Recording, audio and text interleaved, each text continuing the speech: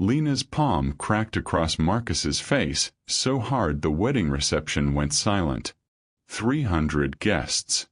300 phones pointed at her downfall. And Marcus, the man she'd loved for 3 years, standing there with his mistress like Elena, was the problem. She ran. Down marble steps, past gasping crowds, toward anything that would get her away from the cameras, the whispers, the humiliation burning through her chest like acid. A black car pulled up. Back door already open. Elena didn't think. She dove inside. "Drive," she gasped. "Please just." "Well," a voice cut through the darkness beside her, smooth as expensive whiskey and twice as dangerous. "This is unexpected." Elena's head snapped sideways.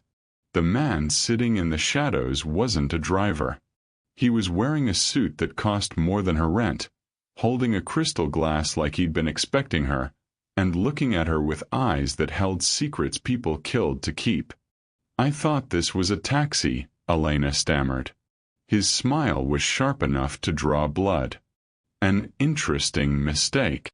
Before she could move, could apologize, could escape this new nightmare, he leaned forward and spoke to the driver in rapid Italian. The car pulled away from the estate, and Elena's stomach dropped. "What are you doing? Let me out." In a moment. He studied her like she was a puzzle he intended to solve. "First, you're going to tell me why you just assaulted someone at the Belmont estate and threw yourself into my car like you were running from a crime scene." His eyes locked onto hers, dark and predatory. "And then you're going to tell me your name." Elena opened her mouth to answer when her phone exploded with texts. "Marcus, you're dead. You hear me? Dead." Her hands started shaking. The stranger noticed. He always noticed. "Boyfriend?" he asked, too casual. "Ex. As of 30 minutes ago when I found out he'd been cheating for 8 months. Then he's a fool." The man set down his glass with deliberate precision. "I'm Dante Moretti. And you just made the most dangerous and fortunate mistake of your life." "Why dangerous?" Dante's smile disappeared. "Because your ex-boyfriend doesn't work for an investment firm like he told you. He works for the Zhao crime family. And the car you just jumped into," his voice dropped to a lethal whisper, "belongs to the one man in the city the Zhaos want dead." Elena's blood turned to ice. "Which means right now they think you're either a spy, a hostage, or a traitor. And in about..." He checked his watch. 10 minutes, they're going to decide whether to capture you or kill you." Outside the tinted windows, 3 black SUVs appeared in the rearview mirror. Following them. Getting closer. "Hold on," Dante commanded, and the car suddenly accelerated into the night, leaving Elena with one terrifying question burning in her mind. What the hell had she just escaped into? Welcome back, my beautiful family and friends. If you are hooked in and ready to enjoy the story, click subscribe and let me know in the comment section where you are watching from, because tomorrow I'll be giving you an interesting story such as this one and you don't want to miss it. Now let us begin. The champagne fountain sparkled under the crystal chandelier like liquid diamonds, mocking Elena Russo with its perfection. Everything about the Belmont estate screamed opulence, from the imported Italian marble floors to the cascade of white roses that must have cost more than most people's monthly rent. It was the kind of wedding that got featured in magazines, the kind that little girls dreamed about. It was also the wedding where Elena's entire world had just shattered. She stood frozen near the ornate doors of the reception hall, her emerald bridesmaid dress suddenly feeling like a costume, her carefully applied makeup threatening to run with the tears she refused to shed. Not here. Not in front of 300 guests who were already whispering, already pulling out their phones to capture her humiliation. Through the crowd, she could see him. Marcus. Her Marcus, or at least, the man she'd thought was hers for the past 3 years. He stood near the wedding cake, his hand resting possessively on the small of someone else's back.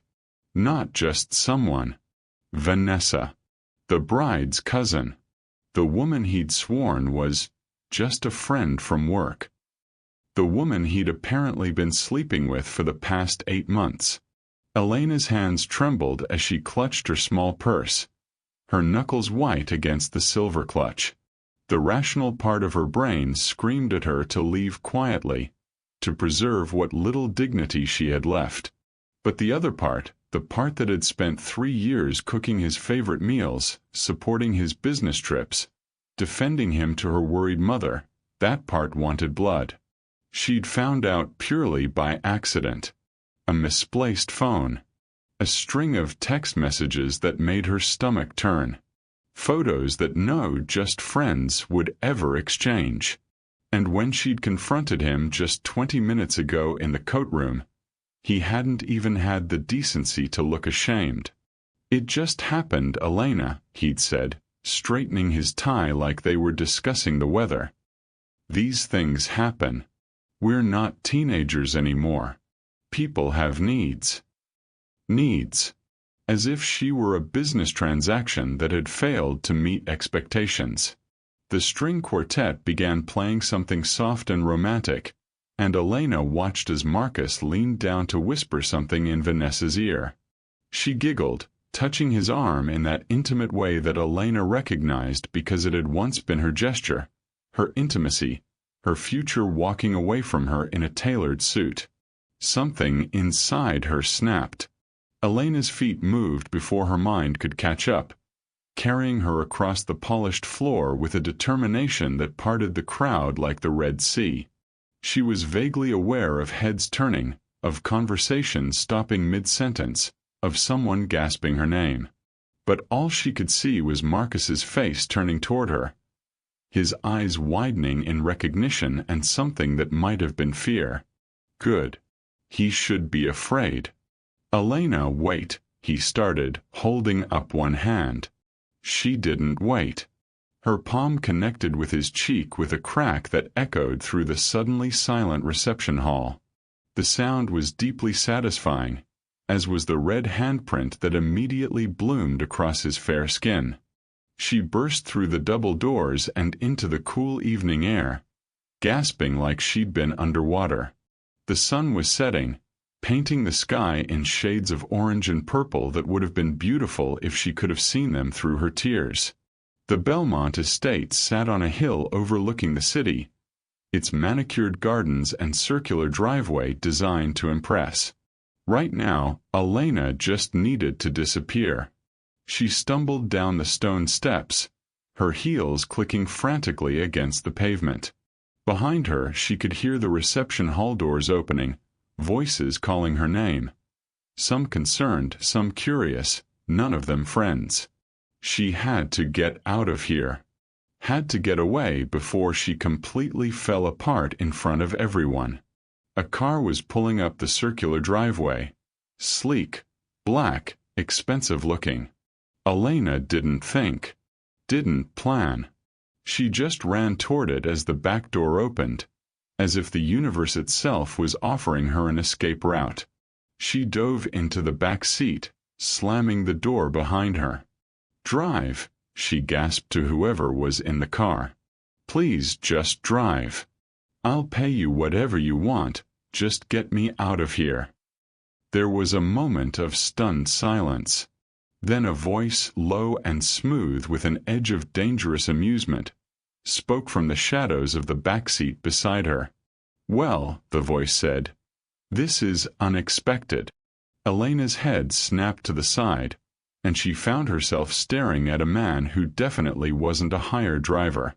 He sat in the corner of the spacious back seat, one leg crossed over the other, wearing a three-piece suit that probably cost more than her car.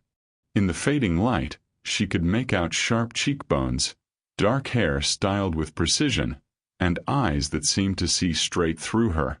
He was holding a glass of what looked like whiskey, apparently unbothered by a strange woman throwing herself into his car. Elena started, reality crashing back down on her. I'm so sorry, I thought. You thought this was a taxi? The corner of his mouth lifted in something that wasn't quite a smile. An interesting mistake. Before Elena could respond, could stumble through an apology and escape this newest humiliation, the man leaned forward and spoke to the driver in a language she didn't recognize. The car smoothly pulled away from the estate, leaving her previous life behind in a cloud of expensive exhaust. What are you doing? Elena asked, her heart suddenly pounding for an entirely different reason.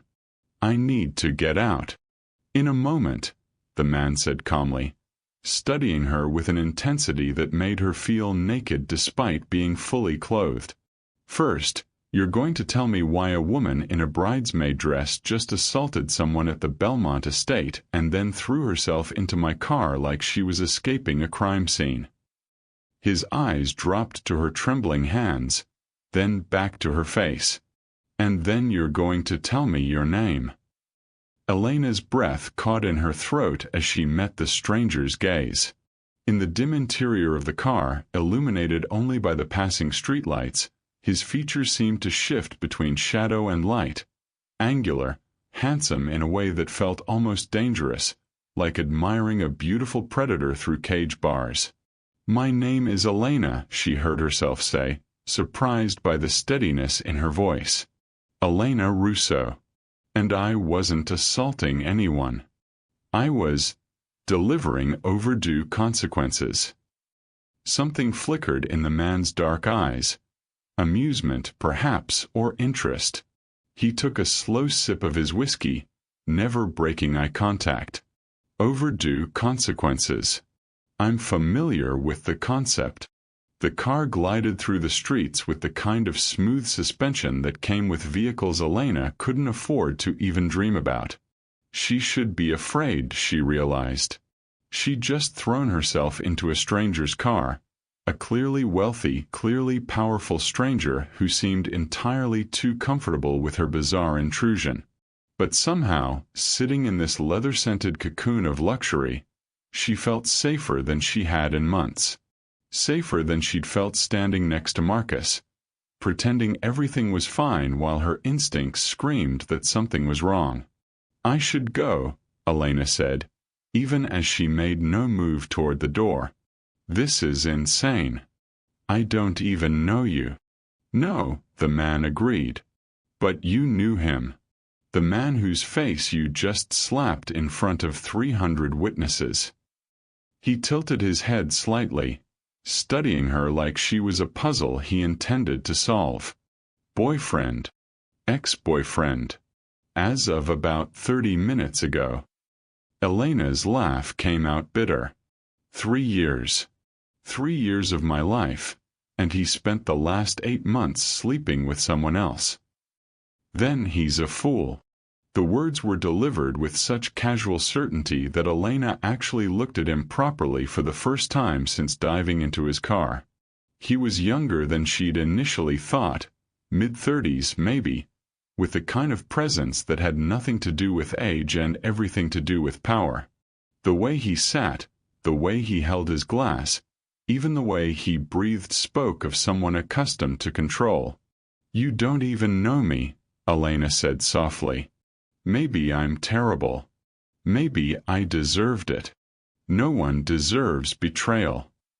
His voice had gone cold, and Elena wondered what story lay behind those words. And terrible women don't cry over men who aren't worth their tears. Elena raised her hand to her cheek and was surprised to find it wet.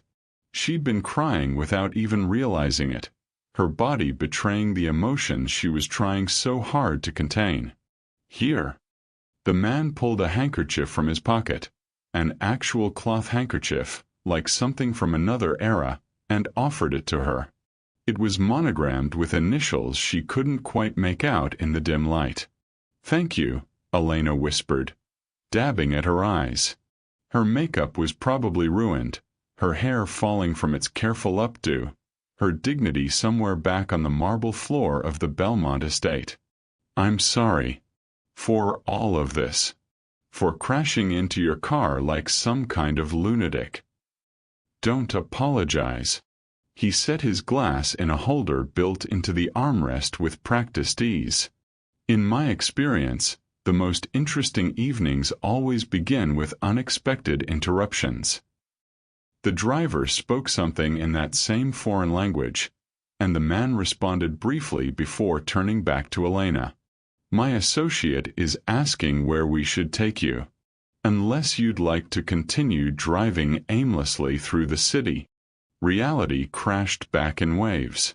She had nowhere to go. Her apartment was Marcus's apartment. She'd moved in 6 months ago when her lease ended, a decision that had felt like progress at the time and now felt like a trap. Her best friend Sophia was on a cruise, unreachable. Her mother lived 2 hours away and would spend the entire night saying, "I told you so," in increasingly creative ways. Elena's voice faltered. I don't actually know. The stranger watched her for a long moment, something calculating moving behind his eyes. Then he made a decision, speaking rapid instructions to the driver before settling back against the seat. You'll stay at one of my properties tonight, he said, as if it were already decided. Tomorrow, when you're thinking clearly, you can make real plans. Tonight, you need sleep, food, and distance from whatever just happened. I can't accept that, Elena protested, even as exhaustion pulled at her bones. I don't even know your name. You could be anyone. A serial killer, a kidnapper, Dante. He cut her off smoothly. My name is Dante Moretti. And if I were a serial killer, Miss Russo, you would already be dead. Kidnappers rarely offer handkerchiefs. Despite everything, the nightmare evening, the uncertainty, the strange situation, Elena felt a laugh bubble up from her chest. It came out half sob, half giggle, completely inappropriate and utterly necessary. This is insane, she said, pressing the handkerchief to her mouth. This whole night is insane. Insanity is doing the same thing and expecting different results, Dante said. You just slapped your ex-boyfriend at a wedding and threw yourself into a stranger's car. I'd say you're finally doing something different.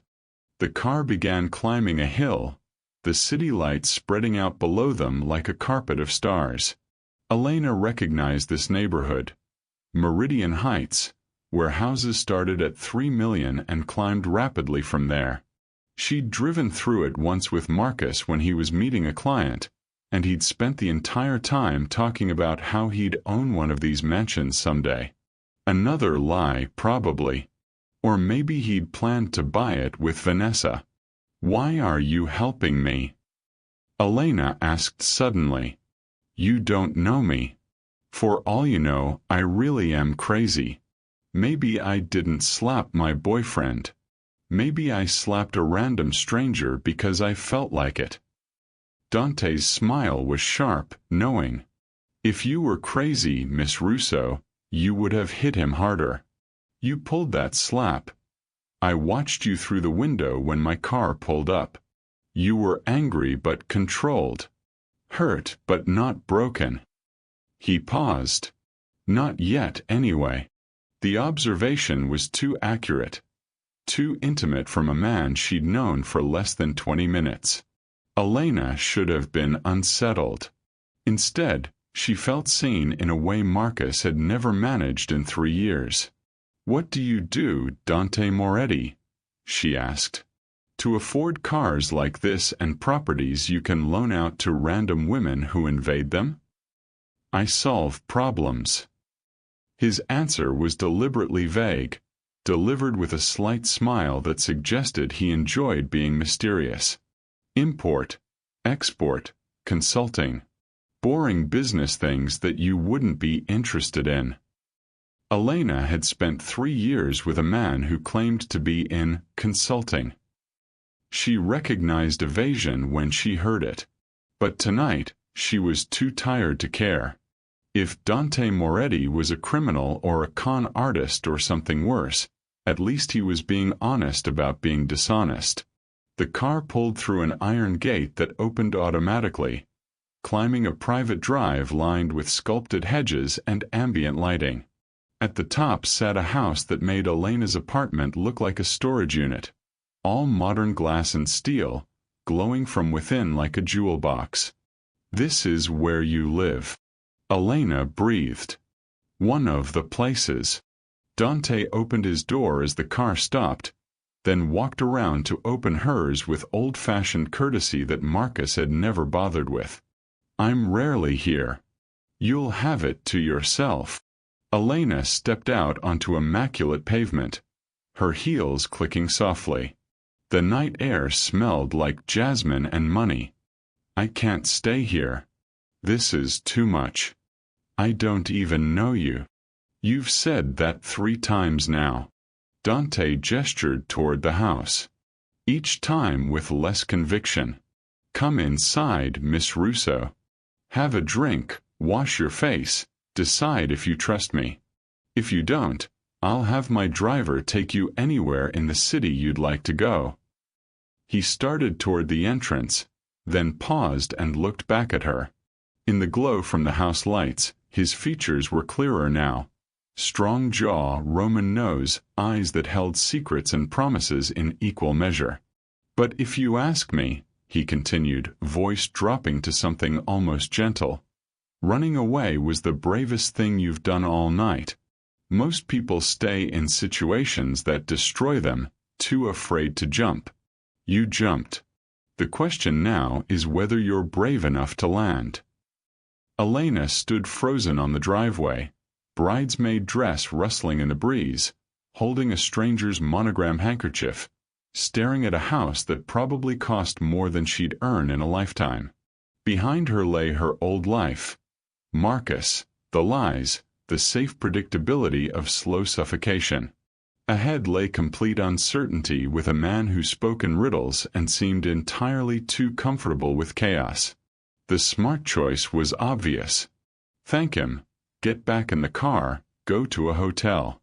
But Elena was done making smart choices. Smart choices had gotten her 3 years with a cheater and a public humiliation she'd never live down. "I like whiskey," she heard herself say. "If you're offering drinks." Dante's smile transformed his entire face, turning him from dangerous to devastating in a heartbeat. "I always offer good whiskey to interesting guests. And you, Miss Russo, are certainly interesting." He held out his hand, and after only a moment's hesitation, Elena took it. His grip was warm, firm, steadying. Together they walked toward the glowing house, toward whatever came next, leaving the wreckage of her old life behind in the darkness. Neither of them noticed the black SUV that had been following them, now parked just outside the gate with its lights off, watching, waiting. Inside the house, a phone began to ring. Dante's phone, with a number that made his expression harden into something cold and lethal. He answered it in that foreign language again, Italian, Elena realized now, his voice sharp with authority. When he hung up, his eyes found hers with new intensity. "Miss Russo," he said carefully, "I need to ask you something important. Your ex-boyfriend, Marcus. What was his last name?" "Chen," Elena answered, confused. "Marcus Chen. Why?" Dante's jaw tightened. "And do you know what he actually does for a living? His real job, not the consulting story." "He's an investment banker at Sterling and Cross downtown. Has been for 5 years." Elena's stomach began to knot. "Why are you asking me this?" Dante exchanged a look with his driver that Elena couldn't interpret. Then he turned back to her, and she saw something in his expression that made her blood run cold. Not anger at her, but concern. Protection. Because Marcus Chin doesn't work for an investment firm, Miss Russo. He works for the Zhao family. And if you've been with him for 3 years, there are things you might know. Things that make you either very valuable or very dangerous, depending on who's asking. Elena's knees went weak. The Zhao family. Everyone in the city knew that name, whispered it like a curse. One of the major crime syndicates that controlled everything from the docks to the downtown casinos. I don't understand, she whispered. Marcus is just. He's boring. He works late, takes business calls, goes on trips too. She stopped, memory flooding back. The trips to unusual places. The phone calls in Mandarin he said were with his mother, but his mother was dead.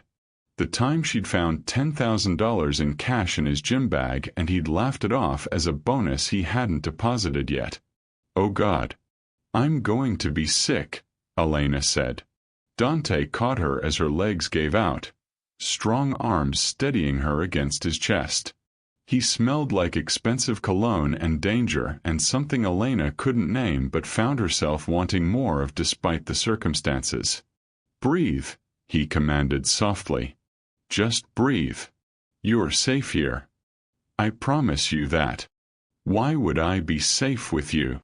Elena looked up at him, at this beautiful stranger who'd appeared exactly when she needed to disappear. Who are you really, Dante Moretti? What do you do when you're solving problems and importing and exporting? His smile was sad, knowing, resigned. I'm the man the Zhao family hates most in this city, Miss Russo. Which means that car you jumped into. You just picked the one person who can keep you alive if they think you know too much. He brushed a strand of hair from her face with surprising gentleness. Welcome to my world, Elena. I promise you, it's much more interesting than investment banking. Elena's world tilted on its axis, and for a moment, she wasn't sure if it was from shock or from the way Dante's arms still held her steady. She pushed away gently, needing space to process what he'd just said. The Zhao family, she repeated, her voice hollow. Marcus works for them. And you're their enemy. Enemy is such a dramatic word.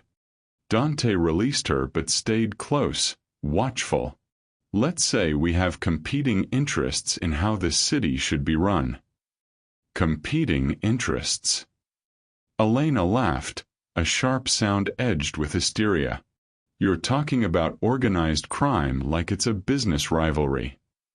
Isn't it? Dante's expression was unreadable. The only difference between criminals and corporations is paperwork and public relations. Elena's mind raced, puzzle pieces clicking into place with sickening clarity. Marcus's unexplained absences. The way he'd discouraged her from meeting his work friends. The time she'd answered his phone and the person on the other end had gone silent before hanging up. She'd thought he was cheating, and he was, but that hadn't been the only secret he'd been keeping. I need to sit down, she said. Dante guided her inside, through a foyer with soaring ceilings and minimalist artwork that probably cost more than her entire education. The house was exactly what she'd expected.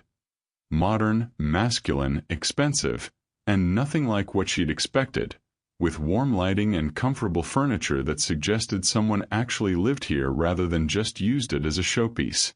He led her to a living room dominated by floor-to-ceiling windows overlooking the city. In the distance, she could see the Belmont estate, still lit up like a beacon. Her humiliation was probably still trending on social media by now. Sit, Dante instructed, gesturing to a leather sofa that looked like it cost more than her car. I'll get you that whiskey. Elena sank into the cushions, her bridesmaid dress pooling around her like liquid emerald.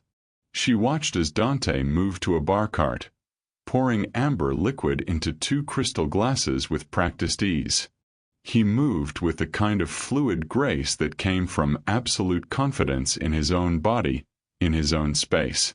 He handed her a glass and sat across from her, close enough to talk but far enough to give her breathing room. "Drink," he said. "It'll help." Elena took a sip and immediately felt the burn slide down her throat, warming her from the inside. It was good whiskey, smooth, complex, the kind Marcus would have pretended to appreciate while secretly preferring beer. "Tell me about Marcus," Dante said. "Everything. Where you met, how long you've been together, what he told you about his work. Every detail matters." "Why?" Elena met his eyes. "What does any of this have to do with you?" "Because 30 seconds ago, I received a call that Marcus Chen was just seen leaving the Belmont estate with blood on his face and murder in his eyes. And because my sources tell me he's already made 3 phone calls.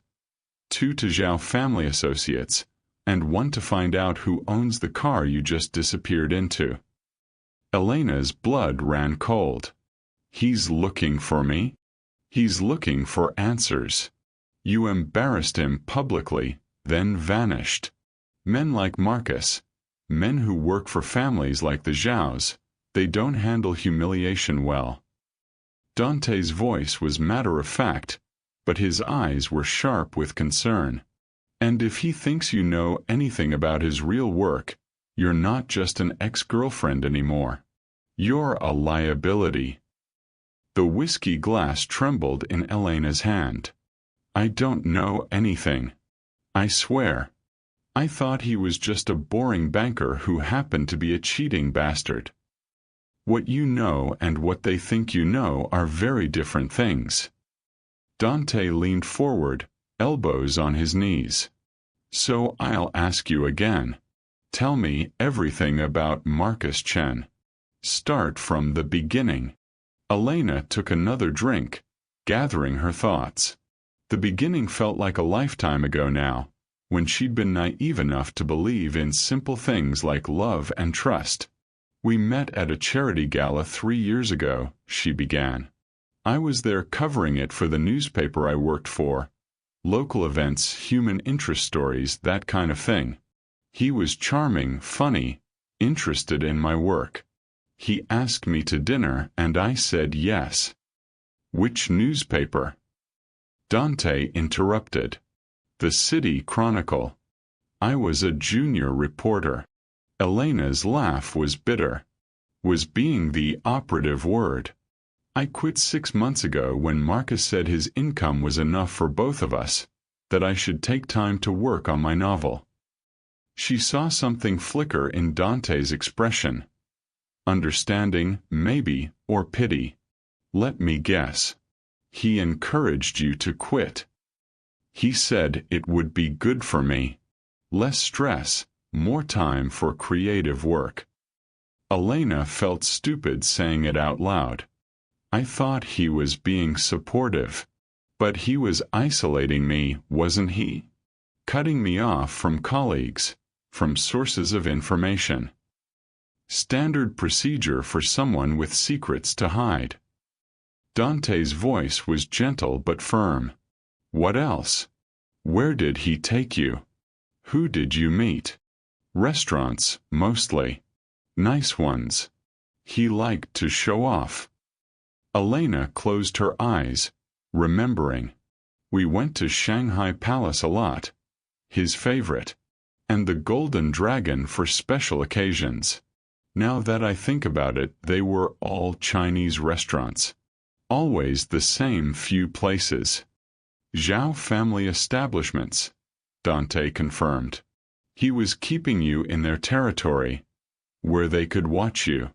"Who did you meet?" "Any of his friends or family." "His family is all back in Taiwan," he said. "As for friends—" Elena trailed off. "Actually, now that you mention it, I never really met his friends. He'd go out with them, but I was never invited. He said it was guy time, poker nights, boring work stuff. Zhao family business, Dante translated. What about his apartment? Did you ever see anything unusual there? Elena thought back to Marcus's place, the sleek downtown loft she'd moved into 6 months ago. It was always neat, almost obsessively neat. He had a home office he kept locked, said it was for client confidentiality. I never questioned it. Smart of him. Kept you curious but compliant. Dante stood, pacing to the windows. Against the city lights, he looked like a dark angel, beautiful and dangerous. Did he ever ask you about your work? Specifically about stories you were covering? Sometimes. He seemed interested in what I was writing about. Elena's stomach dropped as memory surfaced. Oh God. Last year, I was working on a story about corruption in the Port Authority.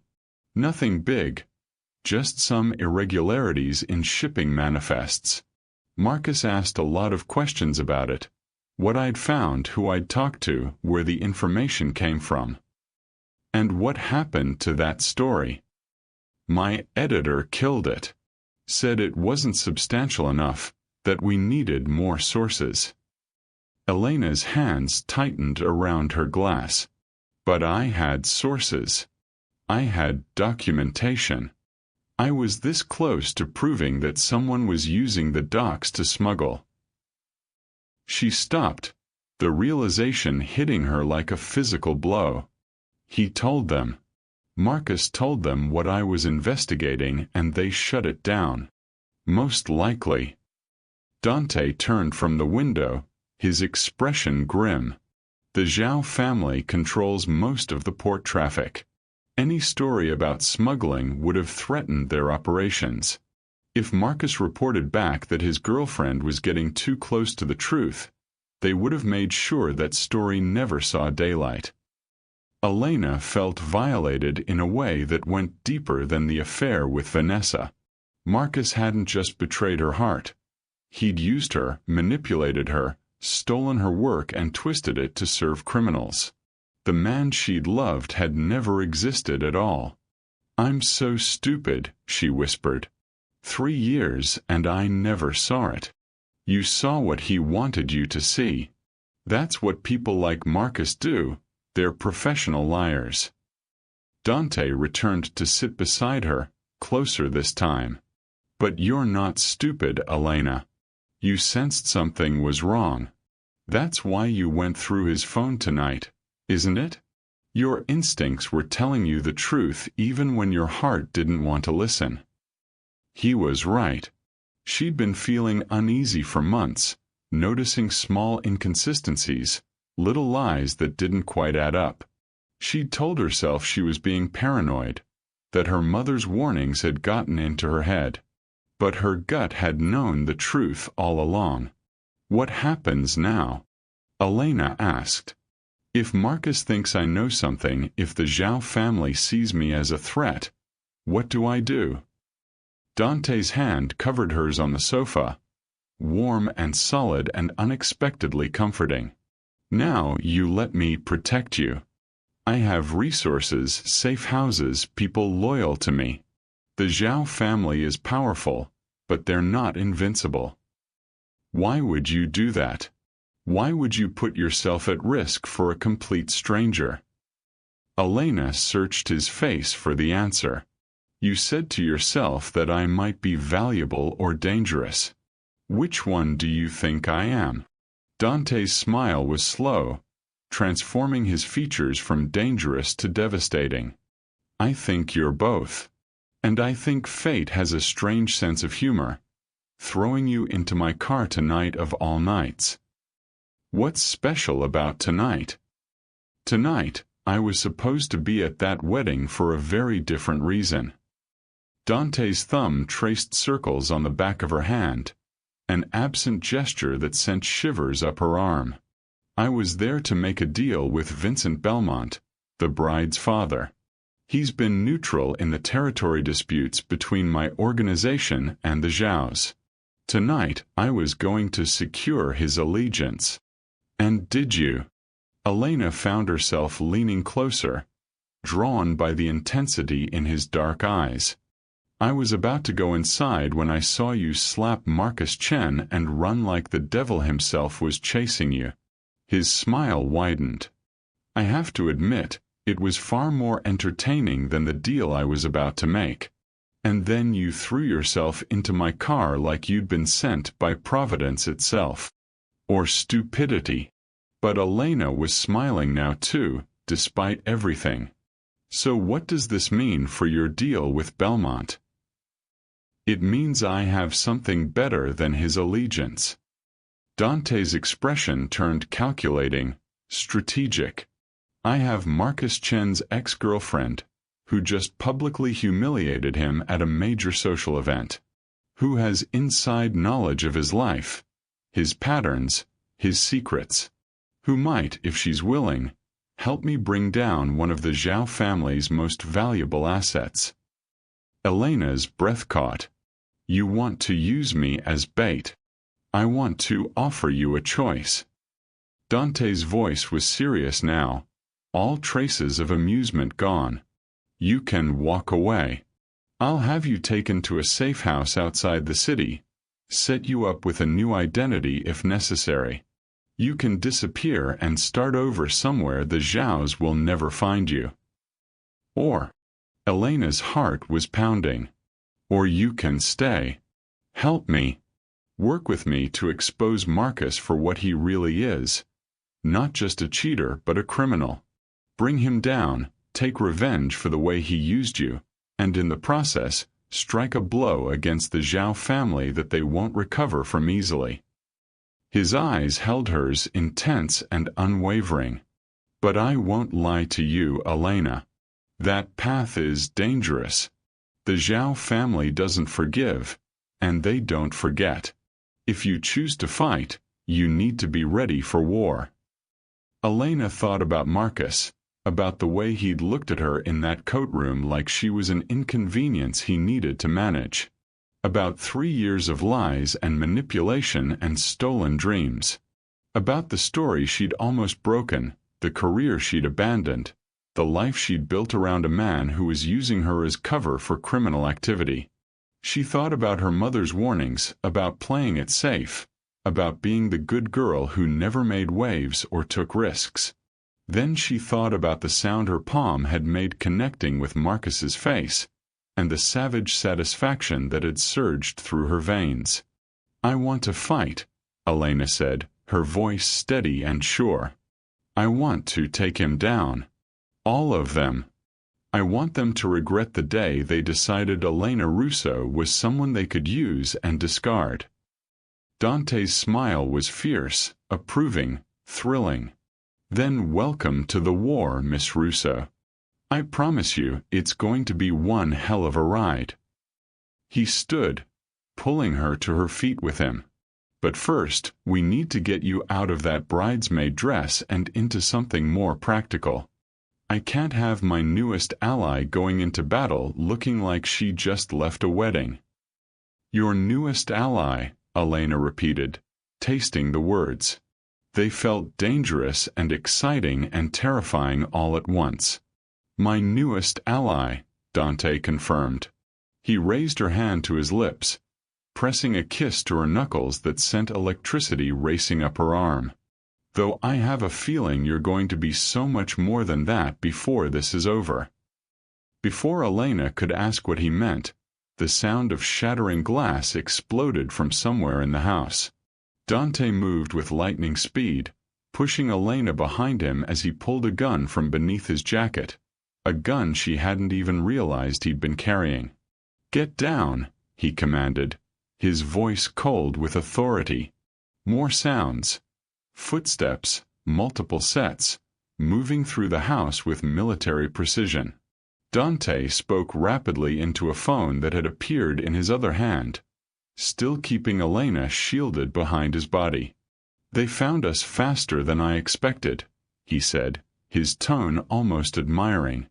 Marcus must have better resources than I gave him credit for. What do we do?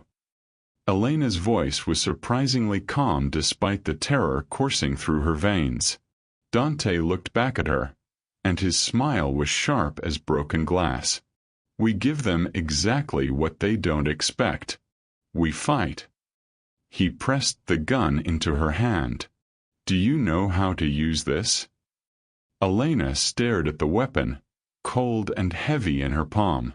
24 hours ago, the most dangerous thing she'd held was a kitchen knife while chopping vegetables for Marcus's dinner. Now she was standing in a stranger's mansion, holding a gun, while criminals broke in to either capture or kill her. She thought about running. She thought about surrendering. She thought about all the safe, sensible choices she could make. Then she flicked off the safety, something she'd learned researching a story about gun violence years ago, and met Dante's approving gaze. I'm a fast learner, she said. The footsteps grew louder, echoing through the modern architecture like a deadly countdown. Dante moved with predatory grace, pulling Elena toward a hallway that led deeper into the house. His hand was firm on her wrist, his body coiled with controlled violence. How many? Elena whispered, her heart hammering against her ribs. At least 6. Maybe more. Dante's voice was calm, almost casual, as if people breaking into his home was a routine Tuesday evening. They're professionals. Zhao family soldiers, probably. Marcus called in the big guns. Should I be flattered? Elena tried for humor, but her voice shook. Dante glanced back at her, and something warm flickered in his eyes despite the danger. I'd say you made quite an impression at that wedding. He pulled her into what looked like a study. Rich mahogany panels, floor-to-ceiling bookshelves, a massive desk that probably cost more than a year of her former salary. But Dante didn't stop there. He pressed something on the bookshelf, and a section swung open silently, revealing a narrow passageway lit by dim emergency lighting. Of course you have a secret passage, Elena muttered. Because this night couldn't get any more surreal.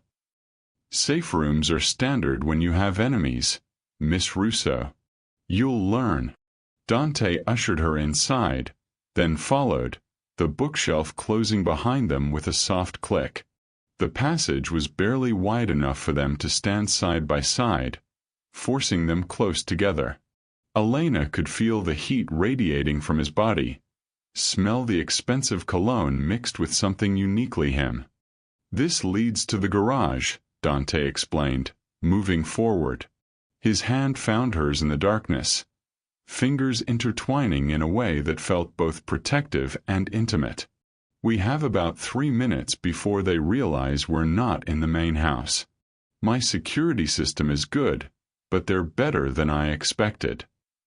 You sound impressed.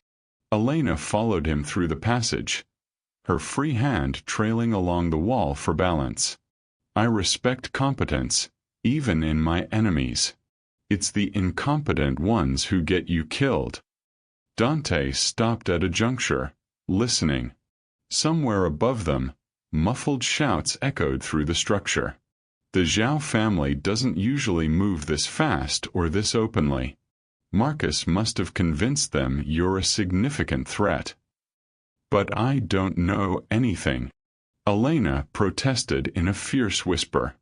They don't know that. And even if you don't have information now, they can't risk you discovering something later. You've been inside Marcus's life for 3 years. Dante resumed walking, tugging her along. Besides, I have a reputation. The moment you got into my car, you became valuable. If I'm protecting you, they'll assume there's a reason. They emerged into a garage that looked like a luxury car showroom. Elena counted at least 7 vehicles, each more expensive than the last. Dante led her to a midnight blue motorcycle. Sleek, powerful, built for speed rather than comfort. You're joking, Elena said, staring at it. I'm in a bridesmaid dress and heels. Would you prefer to stay and negotiate with the armed men searching my house? Dante was already throwing a leg over the bike, his movements fluid and practiced. He held out a hand to her. We can discuss wardrobe choices when we're not about to be killed. Elena kicked off her heels, hiked up her dress with as much dignity as she could muster, and climbed on behind him. The moment her arms wrapped around his waist, she felt the solid muscle beneath his expensive suit, the coiled strength of a man who was far more than he appeared. "Hold tight," Dante commanded, his voice rougher than before. The engine roared to life with a throaty growl that echoed through the garage. Dante hit a button on the handlebars, and the garage door began to rise with agonizing slowness.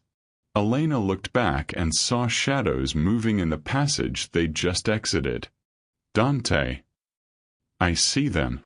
His voice was ice cold. "Don't let go."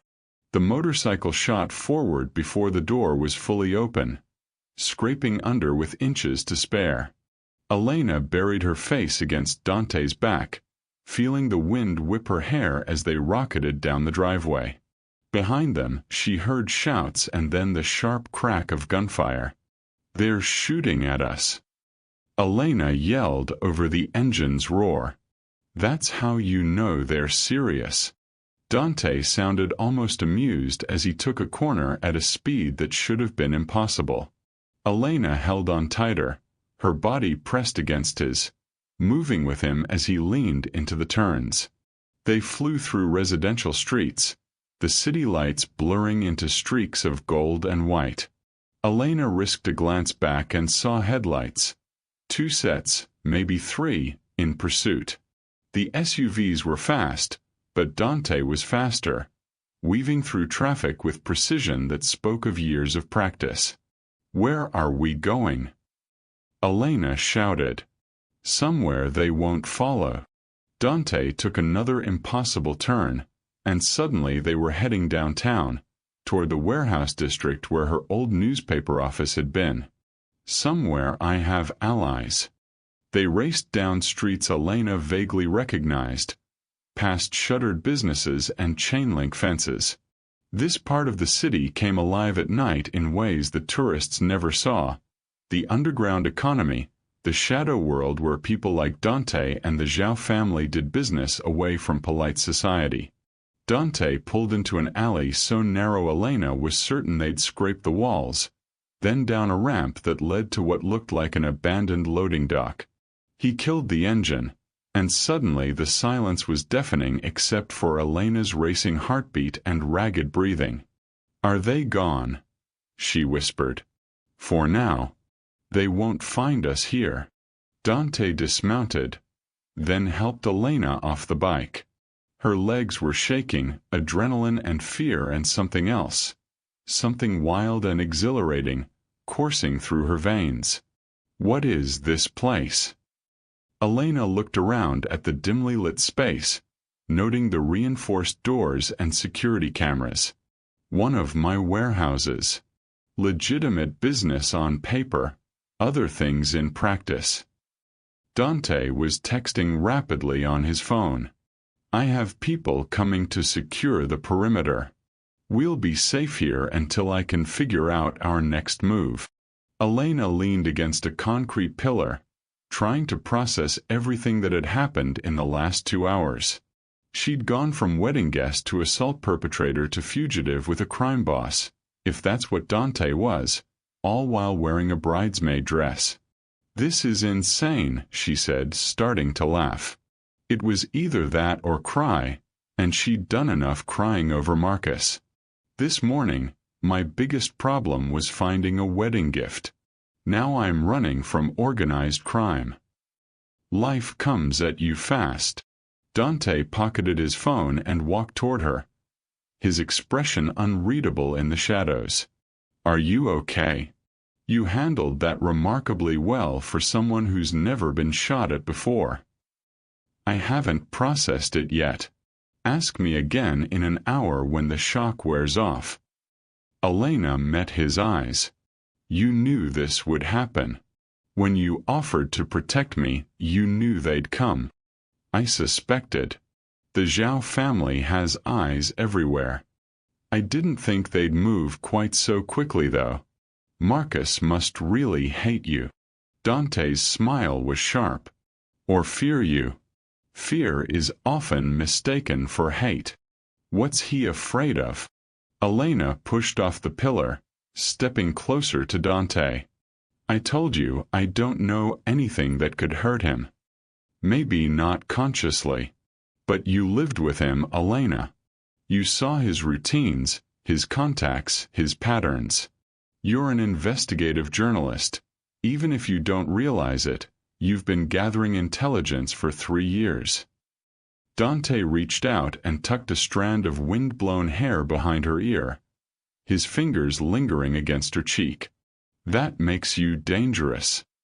The touch sent electricity through Elena's body, awareness that had nothing to do with danger and everything to do with the man standing inches away from her.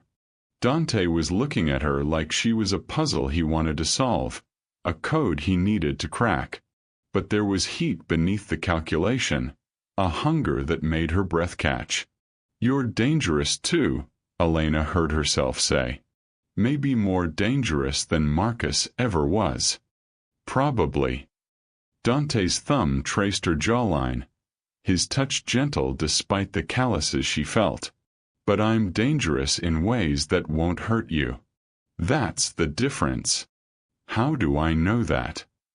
But Elena didn't pull away. "How do I know you're not just using me the way Marcus did?" "You don't." Dante's honesty was brutal and refreshing. "You'll have to decide whether to trust me. But I can tell you this, I'm not pretending to be something I'm not. I've been honest with you from the moment you threw yourself into my car. Can Marcus say the same?" He couldn't, and they both knew it. Marcus had built their entire relationship on lies, layer upon layer of deception. Dante might be a criminal, might be dangerous, might be leading her into a war she didn't fully understand, but he'd never lied about what he was. "What happens now?" Elena asked. "We can't just hide here forever. Now we plan." Dante stepped back, breaking the intimate moment before it could go further. Elena felt the loss of his warmth like a physical ache. "You said you want to take Marcus down. That means we need information, real evidence of his connections to the Zhao family, proof of their operations, the kind of evidence that would interest federal prosecutors." "You want to turn him in to the authorities?" Elena was surprised. "I thought people like you didn't cooperate with law enforcement." "People like me cooperate when it serves our interests. The Zhao family has been a thorn in my side for years. If I can remove them from the board permanently, I don't care how it gets done." Dante's smile was cold. "Besides, there's a certain poetry in using the system against them. They think they're above the law. I want to prove they're not." Elena's reporter instincts, dormant for 6 months, suddenly roared to life. "We need access to Marcus's files, his computer, his phone records. If he's been working for the Zhaos, there will be a paper trail. Financial records, communications, shipping manifests. Most of which are in his locked home office." Dante looked impressed. "The one you never questioned." "The one I have keys to," Elena said slowly, the plan forming in her mind. "Marcus changed the locks 3 months ago for better security, but he gave me a full set. Said it was because he trusted me. More likely because he didn't think you'd ever have reason to use them against him." Dante was already nodding, following her logic. "When does he usually leave for work?" 7:30, like clockwork. Gets back around 7 unless he's traveling." Elena felt a surge of savage satisfaction. "Tomorrow morning, while he's pretending to be a respectable banker, I could be in his office copying everything he's been hiding. We could be in his office, Dante corrected. You're not going alone. He'll have changed the security codes after tonight. He's paranoid about. Elena stopped. Wait. The security system is linked to his phone. If I can get his phone, which he'll have with him at all times now that he knows you're a threat. Dante was pacing, thinking. Unless we give him a reason to leave it unattended. A door opened at the far end of the warehouse, and 3 men entered. They were dressed casually but moved with the same predatory grace as Dante, their eyes scanning for threats before focusing on their boss. They spoke in rapid Italian, gesturing as they reported. Dante responded in the same language, his tone commanding. My people, he explained to Elena when the conversation ended. The house is clear. The Zhao soldiers left when they realized we'd escaped. They're regrouping, probably waiting for orders from higher up the chain. Higher up? You mean above Marcus. Marcus is middle management at best. The real power in the Zhao family is Vincent Zhao himself, and his son Daniel. They'll be making the decisions about what to do with you. Dante pulled out his phone, scrolling through messages, which gives us maybe 12 hours before they decide whether to capture you or kill you. Elena felt cold. And which one are they likely to choose? Depends on whether they think you're more valuable alive or dead. If Marcus convinced them you know something critical, they'll want to question you first. If he told them you're just a vengeful ex-girlfriend. Dante's expression darkened. Then you're a loose end that needs tying up. Comforting. Elena wrapped her arms around herself, suddenly aware that she was still in a torn bridesmaid dress, barefoot in a warehouse full of criminals. So we have 12 hours to break into Marcus's apartment, steal evidence from his office, and somehow use it to bring down an entire crime family. Did I miss anything? Yes. Dante looked up from his phone, his eyes intense. You missed the part where we make Marcus believe you're willing to talk to him. That you want to apologize for the scene at the wedding, that you were just emotional and upset. We make him think he still has control over you. Understanding dawned. We bait him. Make him comfortable enough to let his guard down. Exactly. He'll want to meet somewhere public, somewhere he feels safe. That's when we make our move. While he's distracted with you, my people access his apartment. Dante smiled, and it was sharp enough to cut. Think you can pull off a convincing performance? Elena thought about the 3 years she'd spent pretending everything was fine, smiling through family dinners while her instincts screamed that something was wrong, playing the role of the supportive girlfriend to a man who was using her. She'd been performing her whole life. I can be very convincing when I need to be, she said. What do you need me to do? Dante's smile widened with approval. First, we get you cleaned up and into proper clothes. Then you're going to send Marcus a text message that will make him think he's won. And while he's gloating over his power over you, we're going to take everything from him. One of Dante's men approached with a duffel bag, which he handed to his boss. Dante unzipped it and pulled out jeans, a black sweater, and boots that looked surprisingly close to Elena's size. How did you? She started. I texted your measurements to my assistant while we were riding. She has an excellent eye for these things. Dante handed her the clothes. There's a bathroom through that door. Change, and then we'll go over the plan in detail. Elena took the clothes, then paused. Dante, thank you. For all of this. For protecting me, for believing me, for everything. Thank me when we've won. but his expression softened slightly. "Though I have to admit, Miss Russo, you're far more interesting than any ally I've had before. Most people would have broken down by now. You're planning a heist. Maybe I'm just good at compartmentalizing." Elena managed a shaky smile. "Or maybe I'm in shock and this is all a stress-induced hallucination."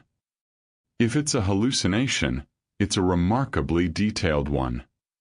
Dante's hand came up to cup her face, his touch warm and grounding. "You're stronger than you know, Elena. Marcus spent 3 years trying to make you small, controllable, dependent. But you're none of those things. Tonight proved that." Elena leaned into his touch for just a moment, letting herself absorb the comfort and strength he offered.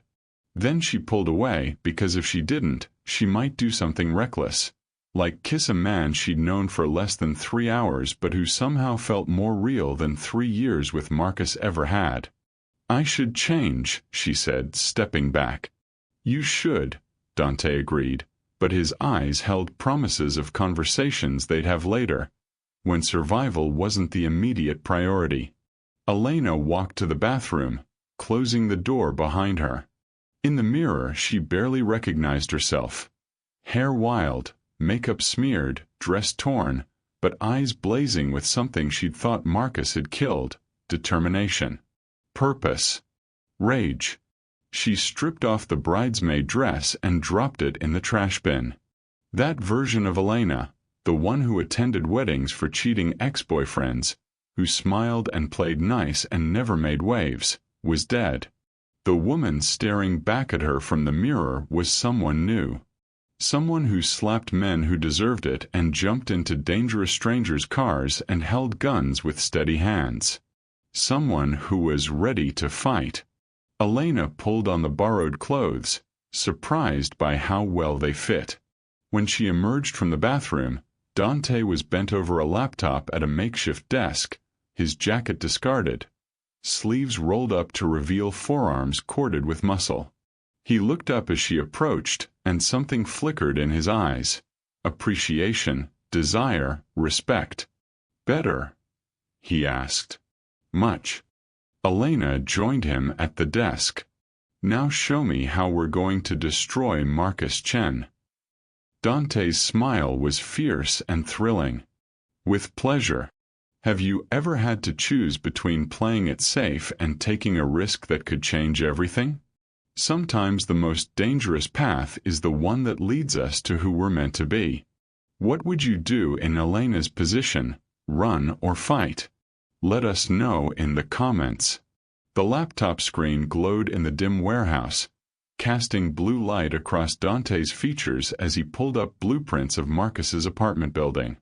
Elena leaned closer, her shoulder brushing his, hyper-aware of every point of contact between them. "Security is tighter than I expected," Dante murmured, zooming in on the entrance. "Cameras here, here, and here. Plus a doorman who works for the Zhao family." "Tony." Elena recognized the security layout. "He's been there for years. Marcus always gave him expensive gifts at Christmas. I thought it was generous. It was insurance." Dante's fingers flew across the keyboard. "Tony reports everything. Who comes, who goes, how long they stay. You were being watched the entire time you lived there." The violation hit Elena like a physical blow. Every private moment, every vulnerable second in what she'd thought was her home, had been under surveillance. "I need to sit down." Dante pulled over a chair, his hand steadying her. "Breathe. I know it's a lot." "A lot." Elena laughed, the sound brittle. "My entire life for 3 years was a lie. Every person I met, every place I went, every moment I thought was mine, it was all controlled. I was living in a cage and didn't even know it." "But now you do know." Dante knelt beside her chair, bringing himself to eye level. And you're going to use that knowledge to break free and take him down. That's power, Elena. She looked into his dark eyes and saw understanding there. Not pity, but recognition. You've been caged before. Everyone in my world has. His voice was quiet, intimate. The question isn't whether you've been trapped. It's whether you're strong enough to escape. And are you? Escaped, I mean. Dante's smile was sad. I'm working on it. Before Elena could ask what he meant, his phone buzzed. He stood, reading the message, his expression darkening. We have a problem. Marcus just put out a bounty on you. 50,000 for information leading to your location. 100,000 for delivery, alive and unharmed. $100,000? Elena felt dizzy. He's that desperate. He's that scared. Dante was typing rapidly. Which means we need to move faster than planned. We can't wait until morning. He'll have every street informant and low-level criminal in the city looking for you by then. So what do we do? Dante's eyes met hers, and Elena saw the predator beneath the polish. We give him what he wants. We make him think he's won. 20 minutes later, Elena sat in a different chair, this time in front of a camera one of Dante's men had set up. She'd fixed her makeup, just enough to look like she'd been crying but was trying to compose herself, and practiced her lines until they felt natural. Ready? Dante asked from behind the camera. Elena nodded, channeling every ounce of the woman Marcus thought she was. Weak, emotional, dependent. The woman she'd never actually been but had played for 3 years. Dante hit a record. Go. Marcus. Elena let her voice waver, injecting just the right amount of desperation. I'm so sorry about tonight. I was hurt and angry and I wasn't thinking clearly. When I saw you with Vanessa, I just lost it. She paused, letting a tear slip down her cheek. Not hard, given everything she was actually feeling. I know I embarrassed you. I know I ruined everything. I need to talk to you. Please. I need to explain. She took a shaky breath. I'm scared, Marcus. I did something stupid after I left the wedding. I got into some stranger's car and he was asking me questions about you, about your work. I didn't tell him anything because I don't know anything, but he seemed really interested in you. Elena's voice dropped to a whisper. I managed to get away from him, but I'm scared he'll find me again. I need your help. I need you. Please, Marcus. Meet me tomorrow morning at our place. You know where I mean. 10 a.m. Just you. I don't want anyone else to see me like this.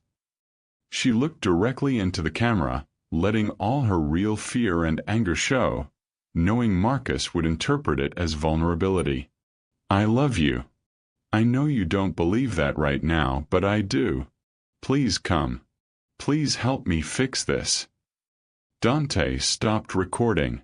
For a long moment, he just looked at her, something unreadable in his expression. What? Elena asked, suddenly self-conscious. You're a hell of an actress. His voice was rough. You almost had me convinced. Years of practice pretending everything was fine. Elena stood, wiping away the real tear that had fallen. Will he believe it? He'll want to believe it.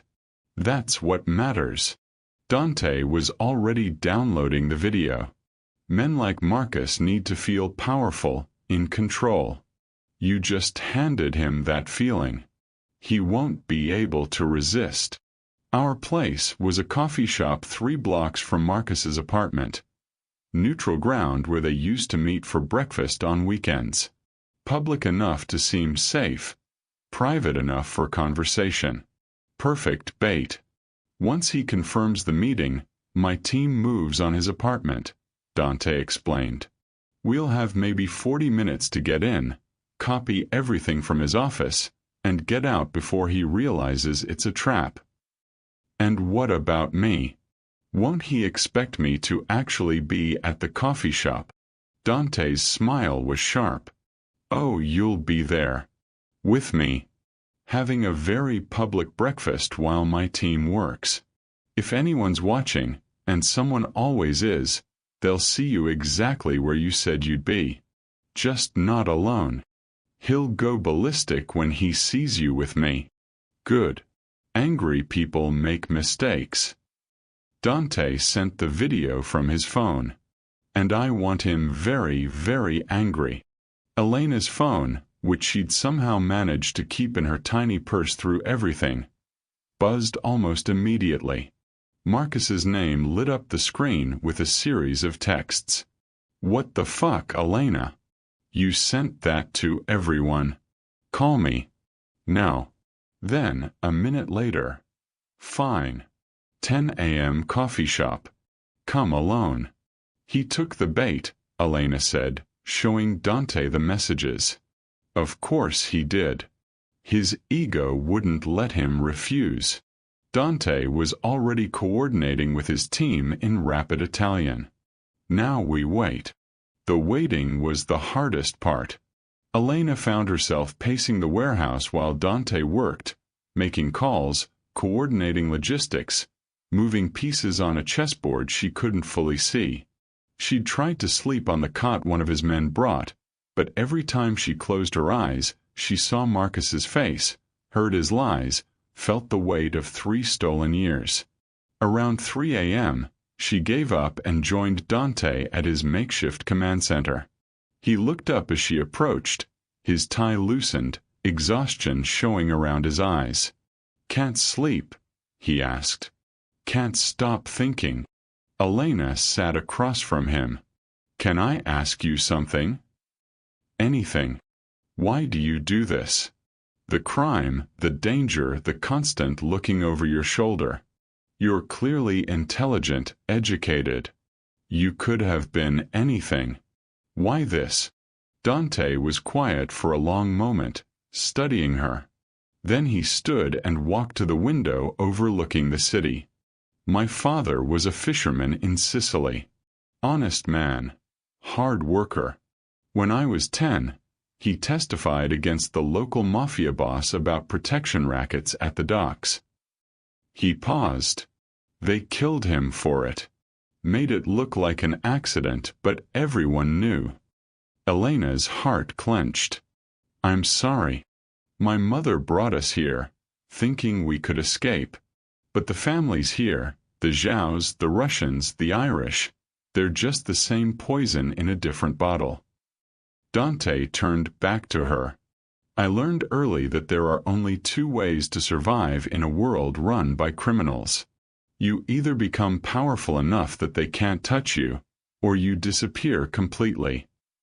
You chose power. I chose survival. For me, for my family, for the people loyal to me. His eyes were intense. The difference between me and families like the Zhaos is that I have rules. I don't hurt innocents. I don't deal in human trafficking or drugs that destroy communities. I'm a criminal, yes, but I'm a criminal with a code. Is that enough? Having a code. It has to be. Dante returned to his seat across from her. The world isn't black and white, Elena. It's 1,000 shades of gray, and sometimes the only way to fight monsters is to become a monster they fear more. Elena understood. In her own way, she'd been navigating shades of gray her whole career, deciding which stories to tell, which sources to protect, when truth served justice and when it just caused pain. Can I ask you something now? Dante said. Fair's fair. Why did you become a reporter? Before Marcus convinced you to quit. Elena smiled, remembering the girl she'd been. I wanted to tell stories that mattered, expose corruption, give voice to people who couldn't speak for themselves, save the world, one article at a time." She laughed softly. "Naive, right? Not naive. Idealistic. There's a difference." Dante leaned forward. "And you still can, you know. After this is over, you'll have the story of a lifetime. Inside look at organized crime, personal testimony, documented evidence. It's Pulitzer material." The thought sent a thrill through Elena. Her own byline, her own investigation, finally breaking a story that mattered.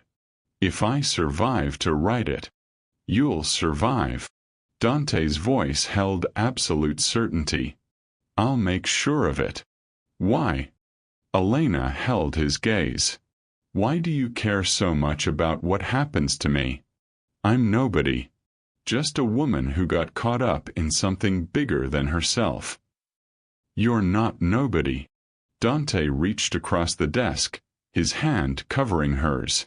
"From the moment you slapped Marcus Chen and ran, you stopped being nobody. You became something far more dangerous. A woman who refuses to be a victim." His thumb traced circles on her palm, the touch sending electricity up her arm. "And if I'm being honest, Elena, I find that incredibly attractive." The air between them charged with possibility. Elena knew she should pull away, should maintain professional distance, should remember that she'd just escaped one dangerous relationship and diving into another, especially with a man like Dante, was probably the worst idea possible. But she didn't pull away. "This is crazy," she whispered. "Everything about this is crazy. The best things usually are." Dante stood, drawing her up with him. They were close now, close enough that Elena could feel his breath on her face, could count the flecks of gold in his dark eyes. "Tell me to stop and I will. Tell me this is moving too fast, that you need space, that I'm just a convenient distraction from everything you're dealing with." "And if I don't tell you to stop?" Dante's smile was slow, dangerous, devastating. "Then I'll kiss you the way you deserve to be kissed. The way Marcus never did. The way a woman like you should always be kissed, like you're the most precious and dangerous thing I've ever held." Elena's heart was pounding so hard she was certain he could hear it. Every logical cell in her brain screamed that this was a mistake, that she was vulnerable and he was dangerous and nothing good could come from this collision. But she'd spent 3 years making logical choices, safe choices, smart choices that had led her to a man who used her and a life that wasn't hers. Maybe it was time to make a dangerous choice. "Then kiss me," Elena breathed, "before I change my mind." Dante's hand came up to cup her face, thumb tracing her lower lip with agonizing slowness. "I should tell you something first." "What?" "I don't do this. Get involved with people who aren't in my world. It's too complicated, too risky too." He stopped, seeming to struggle for words. "But you walked into my life tonight like a hurricane, and I can't seem to want you to leave." "I'm not asking for forever, Dante. I'm asking for now." Elena surprised herself with her boldness. "Tomorrow we fight Marcus and the Zhaos. Tonight I just want to feel something real." That was all the permission Dante needed. He closed the distance between them, his lips capturing hers with a hunger that stole her breath. This wasn't the gentle, tentative kiss of new romance. This was claiming possession, two people finding each other in the chaos and holding on tight. Elena melted into him, her hands sliding up to tangle in his hair. Dante groaned against her mouth, pulling her closer until there was no space between them. He kissed like he did everything else, with complete confidence and devastating skill, and Elena felt herself falling into the sensation, letting everything else fade away. When they finally broke apart, both breathing hard, Dante rested his forehead against hers. That was. Yeah, Elena agreed, not needing him to finish. It really was. We should probably. Yeah. But neither of them moved, caught in the moment, in each other, in the impossible connection that had sparked between them in just a few hours. Outside, the city was waking up, dawn approaching with all its dangers and possibilities. Inside the warehouse, in the circle of each other's arms, Elena and Dante stood at the edge of something that could save them or destroy them both. Whatever happens today, Dante said softly, I want you to know, meeting you was the best unexpected thing that's happened to me in years. Elena smiled against his chest. Even though I ruined your business deal and brought the Zhao family down on your head? Especially because of that. He pulled back to look at her. You're magnificent when you're dangerous, Elena Russo. Then you should see me when I'm really angry, Elena said. And today, we're making Marcus Chin very sorry he ever underestimated me. Morning came too quickly. At 9:45 a.m., Elena sat in the coffee shop window, watching Marcus approach. Dante was 2 tables away, hidden behind a newspaper, but she felt his presence like a shield. Marcus entered, his face a mask of controlled fury beneath a fresh bruise on his cheek. He slid into the seat across from her, and Elena had to suppress a shiver at the coldness in his eyes. Where's your new friend? He asked quietly. The one asking questions about me? I told you I got away from him. I don't know who he was. Elena kept her voice small, frightened. Marcus, I'm so sorry about. Shut up. His smile was cruel. You think I'm stupid? You think I don't know you're working with Dante Moretti? Elena's blood ran cold. The trap had been reversed. My people have been watching you all night. Did you really think you could break into my apartment while we had coffee? Marcus leaned forward. You're coming with me. No. Or I'll make sure everyone you've ever cared about pays for your mistake. Before Elena could respond, Dante was there, gun pressed against Marcus's spine beneath the table. I don't think so, he said softly. But Marcus laughed. Look outside, Moretti. See those 3 SUVs? Zhao family soldiers. You shoot me, they kill everyone in this coffee shop, including her. Through the window, Elena saw the vehicles, men emerging with weapons barely concealed. They were surrounded. Let her go, Dante said. This is between us. No. Marcus grabbed Elena's wrist, yanking her up. She's coming with me. You want her back? You'll trade all the territory you control, all your operations, everything. Or I deliver her to Vincent Zhao, and he'll make sure she suffers before she dies. Dante's eyes met Elena's, and she saw the calculation there, the terrible choice. His empire or her life. Go, Elena said. Don't give him anything for me. I made my choice. How touching, Marcus sneered, dragging her toward the door. Elena was thrown into the back of an SUV, Marcus beside her, his hand gripping her arm hard enough to bruise. They drove in silence while she tried desperately to think of a way out. Then her phone buzzed. Marcus snatched it, but not before Elena saw the message from Dante. Trust me. The flash drive in your pocket. When I say run, run.